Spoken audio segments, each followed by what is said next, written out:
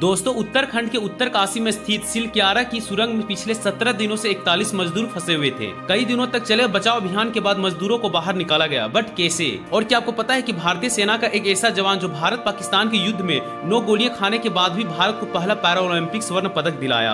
ऐसे ही फैक्ट आज आप इस वीडियो में जानोगे। जानने से पहले आप इस चैनल को सब्सक्राइब कर लेना और वीडियो को अंत तक जरूर देखना। दोस्तों, सिलक्यारा से बड़कोट के बीच बनाई गई 4 किलोमीटर से अधिक लंबी सुरंग जब दिवाली के दिन धंसी तो उस वक्त 41 मजदूर सिलक्यारा गेट से करीब 250 मीटर अंदर थे। अचानक उनके सामने करीब 70 मीटर का मलबा आ गिरा और वे टनल के अंदर फंस गए। उत्तराखंड के उत्तरकाशी में सिलक्यारा टनल में फंसे सभी मजदूरों को 60 मीटर की एक 800 mm की पाइप के जरिए निकाला गया। एनडीआरएफ की टीमों ने सभी मजदूरों को स्ट्रेचर और रस्सी के मदद से पाइपों के जरिए बाहर निकाला। सुरंग में फंसे 41 मजदूरों को सुरक्षित निकालने के लिए बचाव अभियान अब से लगभग 12 दिन पहले ही शुरू हो चुका था, जो अब जाकर खत्म हुआ। इस प्रक्रिया में हॉरिजेंटल खुदाई की प्रक्रिया को ऑगर मशीन के जरिए अंजाम दिया गया। इस मशीन के जरिए जमीन की खुदाई की जाती है। ऑगर मशीन को हिंदी में बर्मा मशीन या ड्रिलिंग मशीन भी कहा जाता है। शुरुआत में मशीन के जरिए हॉरिजेंटल खुदाई शुरू की गई ताकि सीधे रास्ते से सुरंग में फंसे मजदूरों को निकाला जा सके, बट मलबे के सरिया और पत्थर के टकराने की वजह से 25 नवंबर को 48 मीटर ड्रिलिंग करने के बाद ऑगर मशीन को नुकसान पहुंचा था।